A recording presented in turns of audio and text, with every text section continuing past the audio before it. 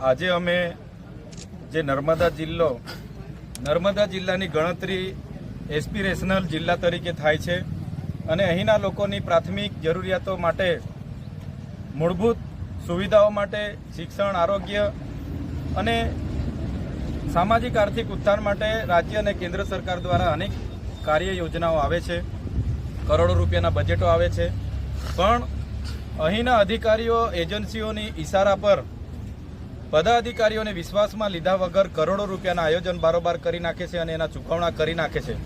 એના વિરોધમાં અમે કલેક્ટર શ્રી નર્મદાને આવેદનપત્ર આપવા માટે જઈ રહ્યા હતા. અમારી સાથે સરપંચશ્રીઓ, તાલુકા જિલ્લા પંચાયતના સદસ્ય અને અનેક પદાધિકારીઓ હતા. છતાંય અમે સવારથી નીકળેલા છે, અમને જવા દેવામાં આવતા નથી. એક આવેદનપત્ર આપવાથી સરકાર આટલી બધી ડરે છે એ અમને સમજાતું નથી.